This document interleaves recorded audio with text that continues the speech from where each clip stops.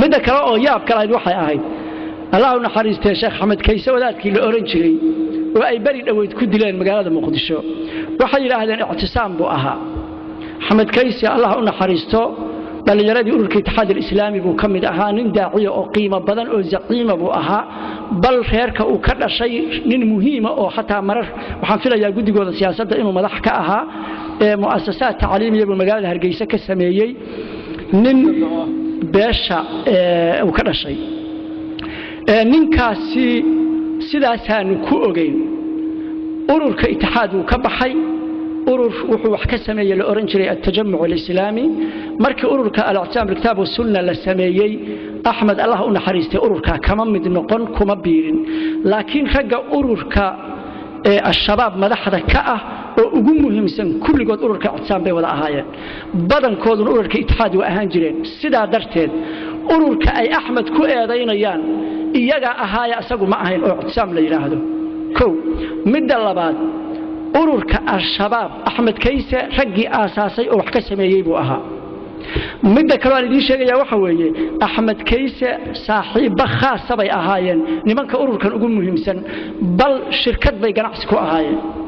warwarkayga ma la socotaan akthar min dalika waxaan idin sheegayaa Axmed wartay galiyeen nimankaasi nin dhalinyaro ah oo wadaada oo hanad la oran jiray oo wadanka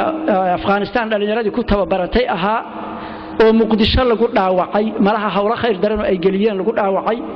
bay waxay dhaheen inta qaadid orod Suudaan gee Djibouti baana la maraya Djibouti baa ninkiina laga qaatay isagana xabsi baa lagu tuuray haday runto tahay ninka inuu jaajuus Mareykan ahaa warqada ay galiyeen baa lagu tajniidsaday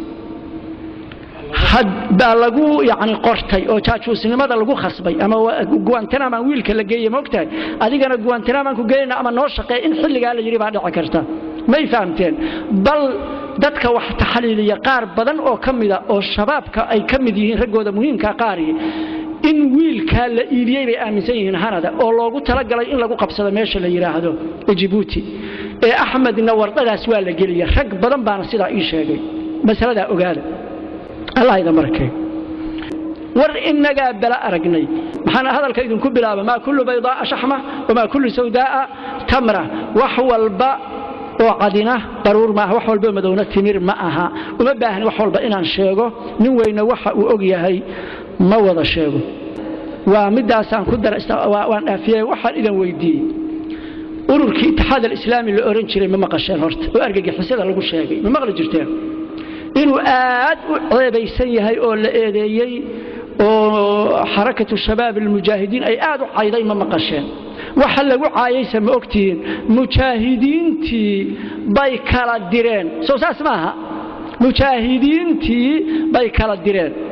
culumta askariga waa ila tahay mujaahidiin badan oo qarsoon iyo asaakir iyo jabhadaba weydan ku jiraan dagaal marka la galayo dagaal la fool baa loo galaa midna dhumaalaysi baa loo galaa laba awoodood iyo laba duruufood iyo laba bi'ana waa lagu kala galaa warbayna socotaan nimankii wadaadood gaala aad u fara badan baa dalka ku soo duushay oo dhowr 34 dawladood miya ah waxa loo socdayna wadaadada yar bay ahaayeen bidaat ciidanka u badani goboladan buu joogay waqooyi bari xilligaas dadkii deganaa oo qabaa'ilka majeerteen iyo warsangeli ah bay wadaadada dagaalameen dadku mar ay wadaadada colaadi dhaxtaal bay ahayd gaaladiina waa tiin sax suu Sheekh Fuad sheegayay jabhadii way iska soo yara celiyeen laakiin iska celintaasi waa intay aruursan yihiin soo saas maaha haddii gaalkii weynaa oo dayuurada iyo madfaca iyo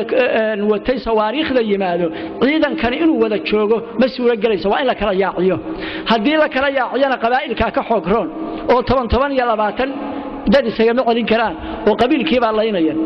haddii ay yiraahdaan ma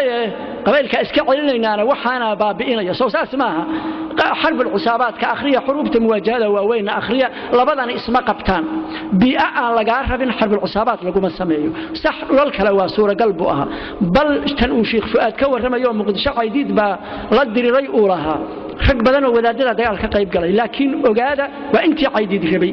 maalintii caydid maraykanka la heshiiyey intuu raggii madaxda u ah u yeeray oo wuxuu ku yiri wallahi hadaynan joojin oo xabadan baa ridaan ana ina laynaya bas waa shireen go'aan bay gaareen waa joojiyeen war meela socotaan suuragal ma aha shacbiga laga dhex dirirayo iyo cadab kugu soo duulay oo labaduba kula diriraya inaad ka dhex dirirtid suuragal ma aha min naaxal askari marka eedii itixaad oo Sheekh Abdul Qaadir ugu horeeyay maxay ahayd mujaahidiintii bay kala direen su'aal marka mujaahidiinta in la kala diro oo li maslahatihim wa li maslahati al-islam loo kala diro iyo in la laayo kee fiican in la kala diro soo ma fiicna in la laayo fiican soo maaha